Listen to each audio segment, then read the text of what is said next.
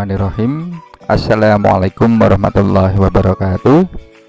Selamat pagi, selamat siang, selamat sore, dan selamat malam bagi anak-anak yang baru memperhatikan video ini. Sebelumnya kita berdoa dulu sebelum belajar dengan video ini. Berdoa mulai. Selesai. Nah, terima kasih anak-anak. Ini sudah masuk pada pembelajaran yang kelima, masih pada tema 1, subtema 1. Langsung saja. Kemarin untuk ASEAN kita sudah mempelajari tentang pengaruh dari sosial budaya untuk ASEAN. Tapi sekarang kita akan belajar tentang pengaruh kondisi geografis terhadap kehidupan masyarakat ASEAN. Selanjutnya nanti anak-anak dapat memahami dari kondisi geografis nanti berakibat apa. Maksudnya nanti dalam mata pencaharian nanti di daerah tersebut apa. Selanjutnya anak-anak nanti juga akan belajar tentang patung. Kembali lagi ke patung. Kemarin anak-anak Bapak beri tugas untuk membuat patung. Nah, nanti bahan-bahan apa saja kita akan bahas di sini. Bukan kalau bahan yang kemarin ya. Sekarang alatnya dan teknik membuatnya. Langsung saja nggih. Untuk yang pertama, kondisi geografis wilayah Indonesia. Kalau kita membicarakan tentang geografis itu bentuk penampang permukaan bumi. Kalau di dekat lagi itu ada pulau, di sekitarnya ada air, ya air itu laut, ya. Itu nanti berpengaruh pada apa? Nah, kita akan pelajari di sini. Pengaruh kondisi geografis terhadap kehidupan masyarakat ASEAN. Sebelum kita belajar lebih jauh, kita lihat dulu untuk gambar ini.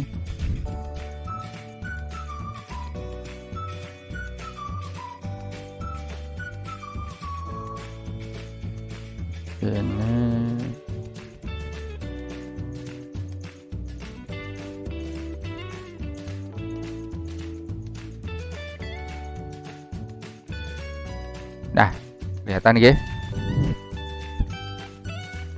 Ini ada gambar wilayah ASEAN.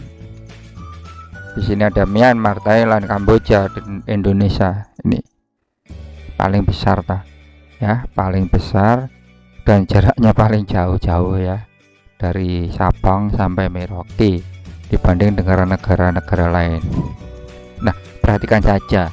Ini masih hubungannya yang pernah dulu Pak Agus bilang masalah pendapatan devisa ya nak. Pendapatan devisa itu bisa berbagai macam. Salah satunya ini Pak Agus membicarakan tentang dari pariwisata, dari pengunjung. Kesekian besar ini pernah itu dihitung itu 16 juta orang per tahun datang ke Indonesia. Ada yang negaranya sekecil ini. Nah, ini Thailand itu dalam 1 tahun bisa sampai 34 atau 36 juta orang datang ke sini. Loh, kok bisa seperti itu? Nah, dulu pernah Pak Agus jelaskan, itu jadi pinter-pinternya dari pemerintah ataupun dari pihak-pihak tertentu untuk menarik perhatian para wisatawan. Nah, kita langsung masuk ke sini aja, nanti tidak penjelasan panjang lebar. Intinya hubungannya dengan pengaruh geografis ya. Kita lihat saja dari masing-masing negara ini terletak di sekitar perairan. Hanya saja satu ini, Laos. Kalau kita lihat di penampang ini kelihatan warna biru tua ya, dan ada juga ini ada coklat, ada hijau. Coklat hijau ini menandakan daerah dataran, kemudian yang biru ini adalah perairan. Indonesia banyak sekali perairan, nah, dan banyak sekali pulau-pulau. Untuk negara lain hanya satu saja, ya. Jadi ini ada Malaysia kecil sekali, kemudian Thailand di sini. Yang Pak Agus bilang tadi Laos ini. Di Laos itu tidak punya laut ya, maksudnya pantai itu tidak punya, dia di tengah-tengah. Nah, yang lainnya punya. Oke. Kalau kita melihat geografi seperti ini dalam pikiran kalian, pertama kali adalah ini tentang pekerjaan ya, mata pencaharian. Pasti kalau dekat laut dia adalah nelayan atau pariwisata. Nah, ini masih ada hubungannya ya dengan ini pariwisata. Dengan adanya keindahan pantai-pantai. Nah, di situ pengaruh sekali dalam letak geografis dari masing-masing negara. Pengaruhnya ya nanti mata pencaharian di daerah itu pantai, mungkin ada yang jualan, ada yang sebagai nelayan, kemudian ada juga untuk petani garam dan lain sebagainya. Nah, terkecuali Laos, ya jangan salah, Laos kemudian nggak punya pantai atau apa, tapi dia tetap bisa. Laos itu bisa menghasilkan. Nah, nanti kita bahas di pelajaran ini. Kita Bapak kembalikan lagi.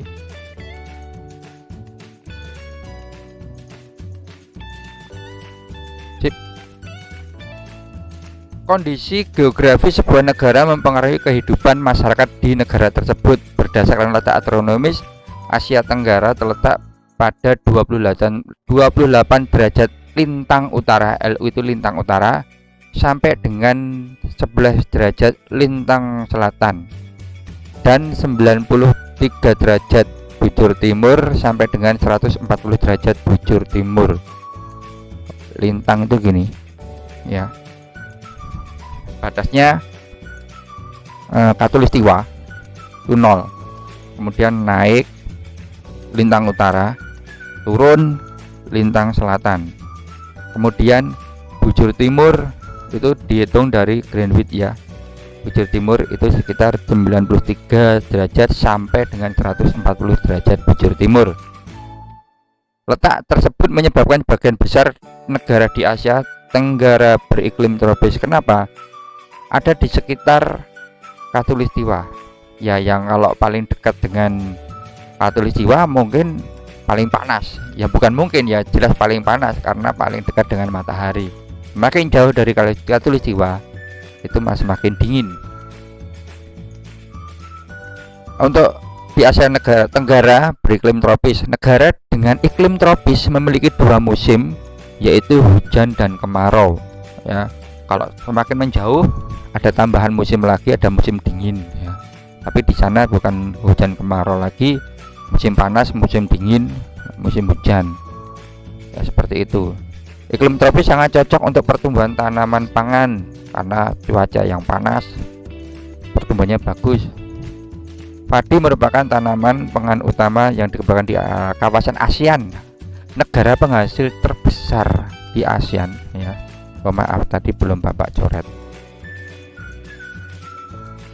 Untuk rangkuman ya, kembali lagi tadi Asia Tenggara ini letaknya, kemudian sebagian besar ini beriklim tropis. Bentar, menunggu.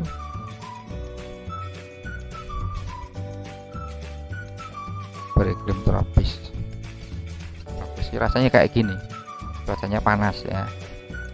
Selanjutnya, kalau tropis itu kebanyakan hujan dan kemarau, tapi ada satu wilayah di Asia Tenggara memiliki, jadi daerah Myanmar bagian utara ya, 3 musim, musim panas, musim dingin, musim hujan.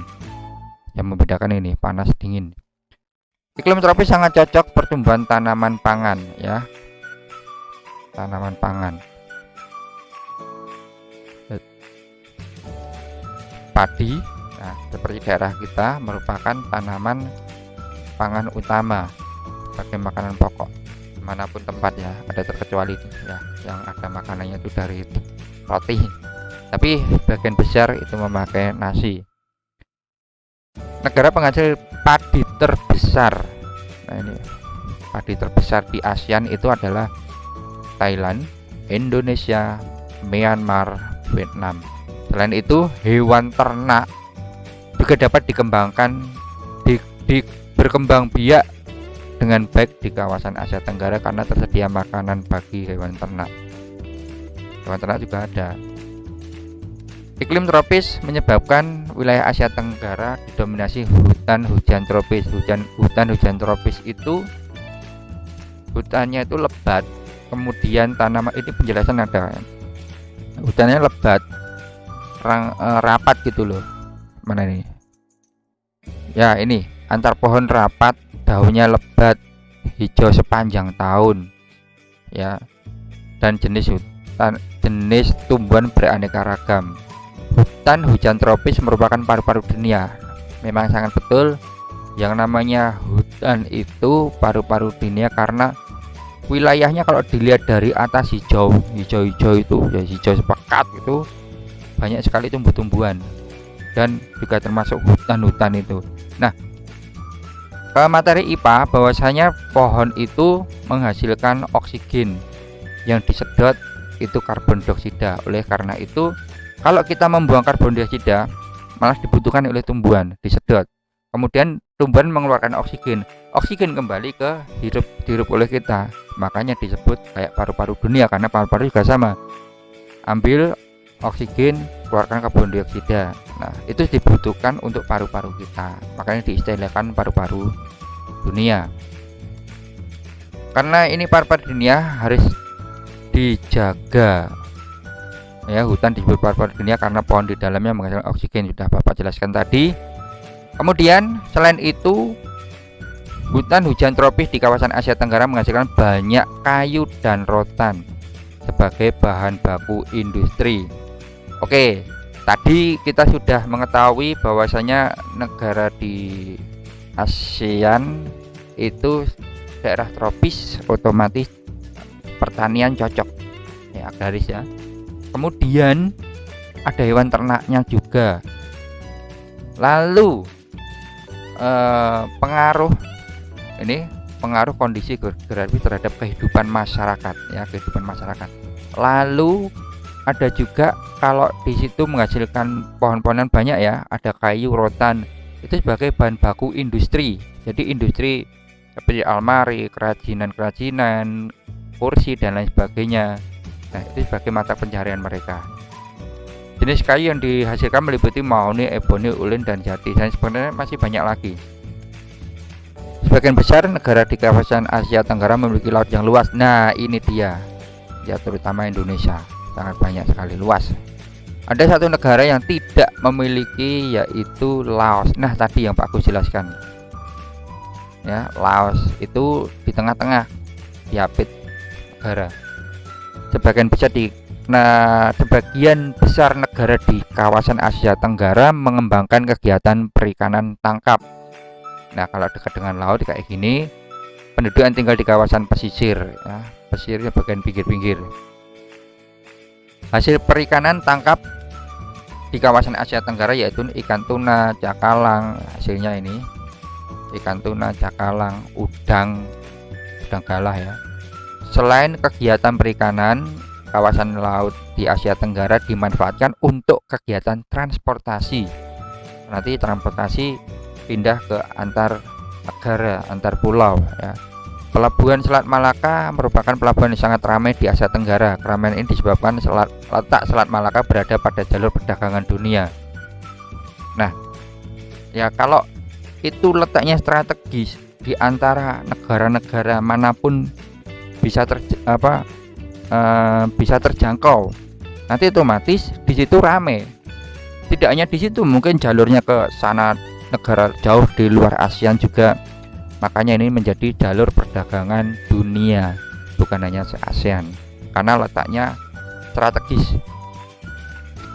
Kemudian ada pariwisata berkembang di kawasan Laut Asia Tenggara. Nah, kalau ada pariwisata, otomatis kehidupan masyarakatnya juga banyak yang berkecimpung di situ.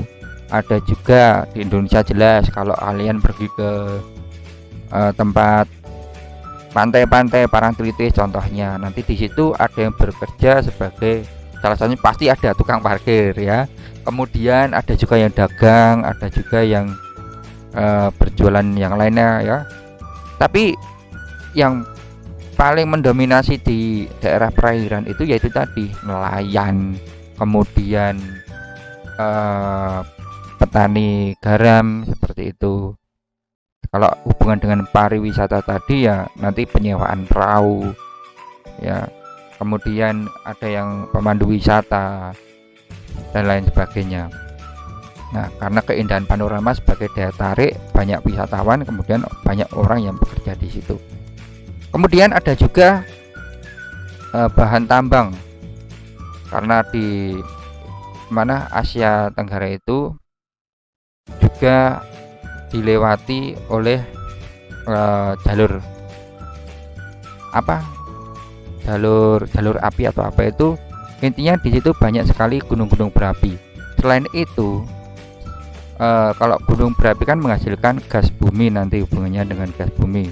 Kemudian ada juga yang namanya minyak bumi. Minyak bumi itu berasal dari tanaman atau hewan-hewan pada zaman purba dulu ya, pada zaman lalu, berjuta-juta tahun lalu. Bisa dikatakan seperti itu. Mungkin pada zaman dulu gunung meletus biar kemudian menumpuk di tanaman, kemudian hewan-hewan yang lainnya tertutup semua, dipendem, kemudian nah akhir-akhir ini digali adanya minyak. Nah, seperti itu. Jadi bisa juga yang bermata pencarian di pertambangan ada juga.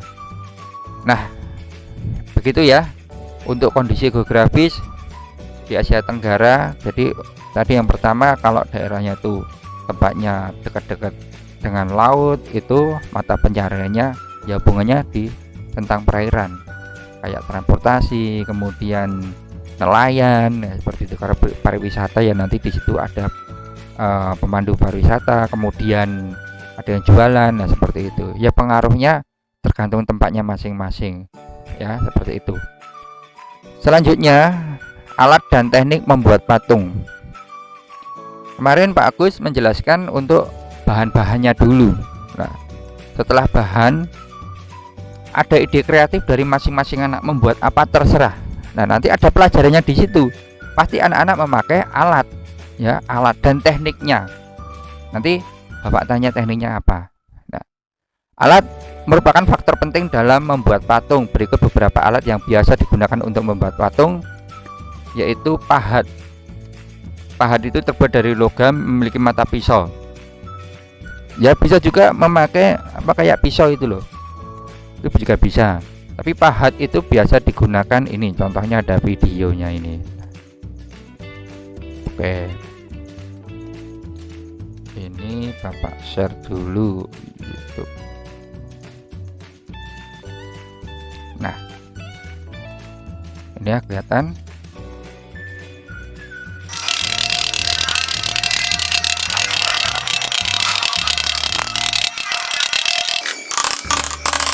Ini dengan pahat, alat-alatnya ini ya.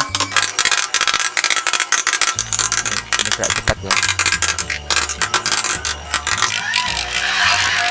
Oke, ini alat-alatnya. Oke, cukup. Kembali lagi ke materi tadi.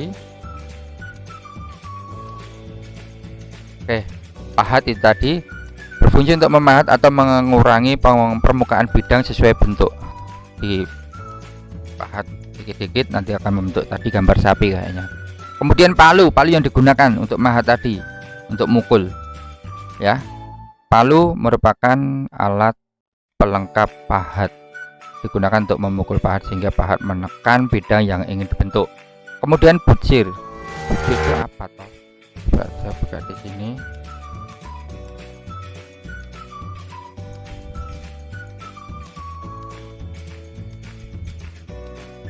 Oke, nah ini alat-alatnya seperti ini.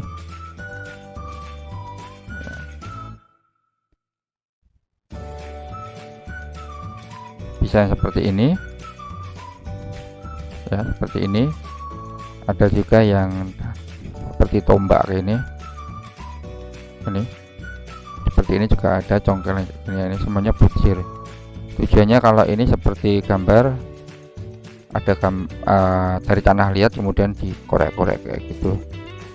Bisa juga dari sabun ya, dibuat pakai teknik busir, tapi alat kadarnya di rumah pakai garpu, bisa pakai pisau, nah seperti itu.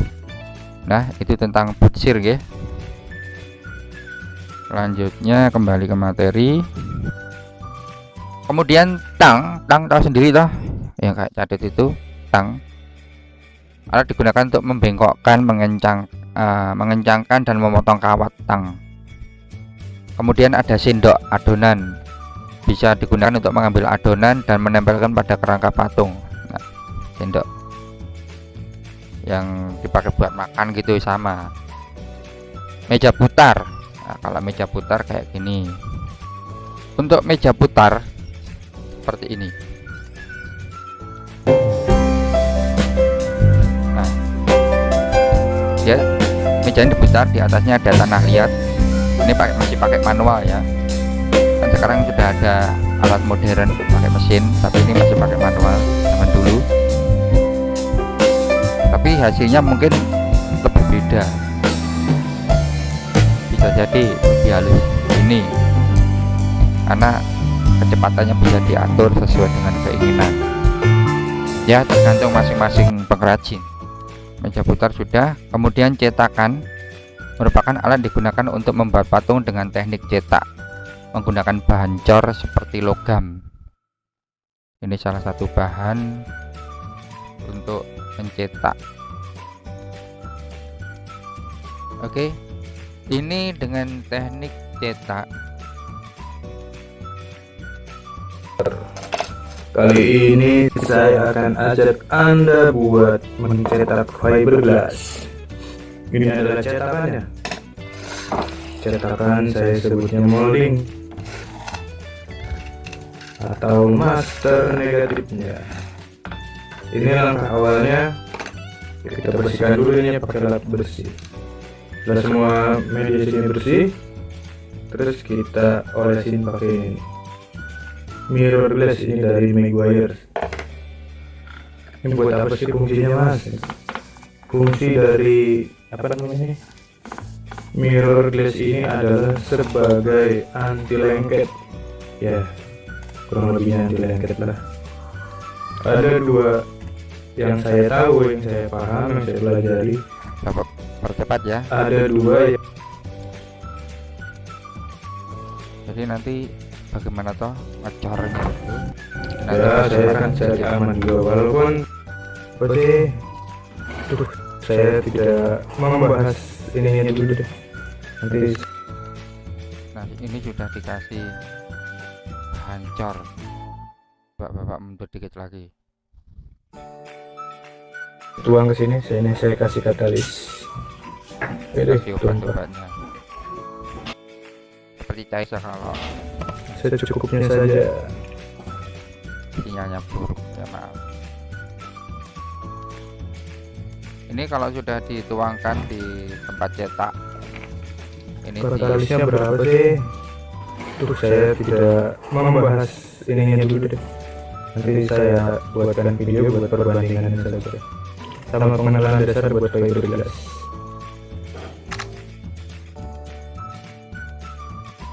Paling gagal. Sudah menghabiskan berapa biaya? Sudah tak terhitung. Sampai bisa nyetak rata-rata yang pemain resin atau pemain fiber itu sudah ratusan.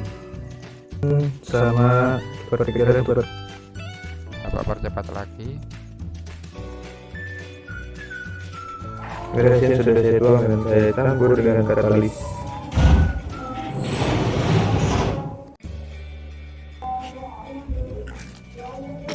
Ya, tapi kalau sedikit ya wajar lah, namanya kerjaan tangan ini kan. ya diusahakan sebisa mungkin tidak ada gelembung udara atau angin bohong yang tertinggal. Kita nyetaknya harus padat nih. Ini saya mau lapis dulu satu lapis semua.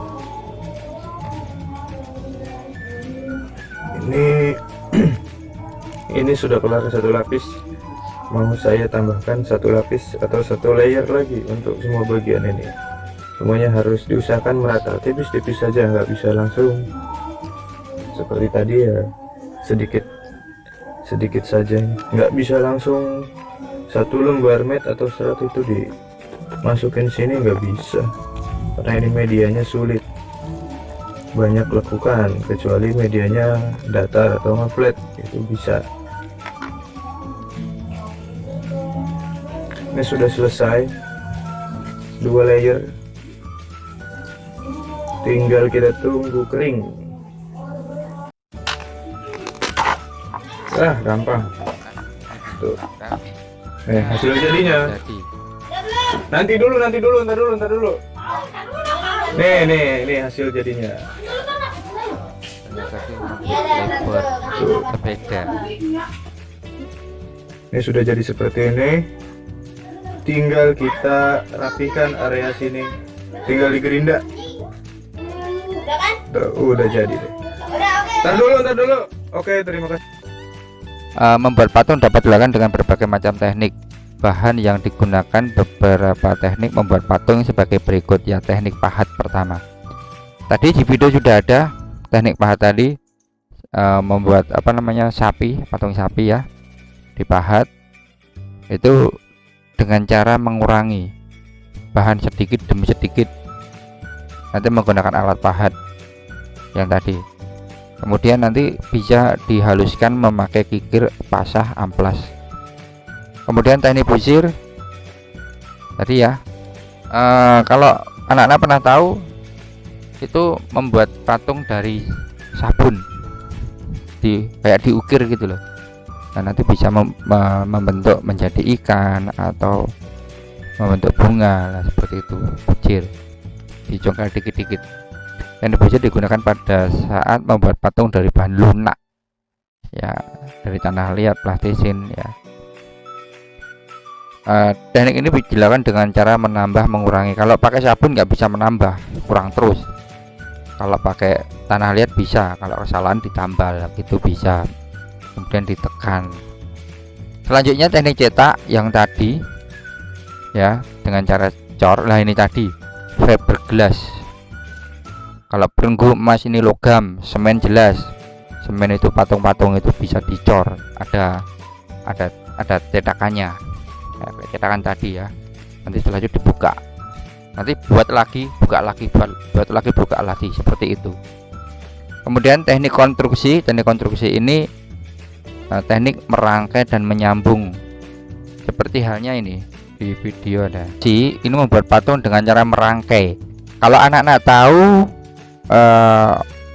patung yang dibuat dari bahan bubur kertas. Nah, sebelum membuat bubur kertas nanti ada besi atau logam atau kawat, itu dibuat dulu kerangkanya, dirangkai, kemudian disambung, bahkan dilas. Kalau yang besar itu bisa dilas. Ini logam besi ya. Tapi sebenarnya konstruksi sendiri juga termasuk merangkai. Kenapa ini di materi itu dipisah ya? Atau mungkin dari materi ini maksudnya konstruksi itu khusus besi, kalau merangkai itu bisa dari kertas gitu. Nah, konstruksi atau merangkai itu sebenarnya satu sama ya. Intinya dia itu dari potongan-potongan digabung menjadi satu. Potongan kawat itu digabung-gabung. Konstruksi membangun, konstruk itu membangun ya. Jadi potongan-potongan disambung-sambung, bahkan merangkai dari kardus, potongan kardus di bentuk-bentuk nanti bisa menjadi monas, rumah, mobil, kemudian hewan-hewan bisa. Nah, itulah teknik konstruksi. Nah, di dalamnya juga ada merangkai. Tapi di sini materinya merangkai dipisah.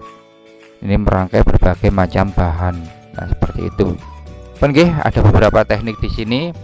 Tapi untuk penjelasan Pak Agus, sebenarnya sampai cukup konstruksi saja, karena konstruksi di sini ada merangkai dan menyambung.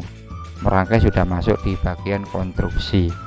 Dan merangkai di sini, kalau di sini konstruksi untuk logam, merangkai mungkin selain logam seperti kertas atau botol bekas, plastik dan lain sebagainya itu dirangkai. Nah, cukup sekian guys. Selanjutnya nanti anak-anak seperti biasa untuk mengerjakan soal evaluasi. Setelah mempelajari ini, kalian kerjakan kemudian kirim ke Pak Agus. Ini untuk Romawi 1 yang A, nomor 1, nomor 2. Kemudian ini nomor 2 pilihan gandanya ada di sini. Nomor 3, nomor 4, nomor 5. Kemudian ini Romawi 2, 1 2 3 4 5. Sudah. Setelah itu Romawi 3 ini. Cukup oke? Cukup sekian. Terima kasih. Oh iya, dalam kegiatan ini kalau anak-anak pengen mencari video bisa ke sekolah, tapi ingat selalu protokol kesehatan untuk memakai masker, jaga jarak dengan teman. Nanti setelah di download kemudian pulang diputar di rumah untuk menghemat kuota sebelum ada kuota belajar dari pemerintah. Mungkin kurang tahu kalau YouTube bisa diputar pakai kuota belajar, nanti bisa diputar. Kalau tidak, nanti bisa dimanfaatkan untuk Google Meet atau yang lainnya lah, nanti bisa. Nah, itu saja nggih. Terima kasih sudah memperhatikan video ini. Semoga anak-anak paham semua. Kalau tidak paham, tidak usah malu-malu, tanya ke Pak Agus atau nanti buka-buka buku lagi sebagai tugas untuk merangkum ya, seperti itu. Terima kasih. Jika ada kekurangan, Bapak mohon maaf. Akhirul kalam. Wassalamualaikum warahmatullahi wabarakatuh.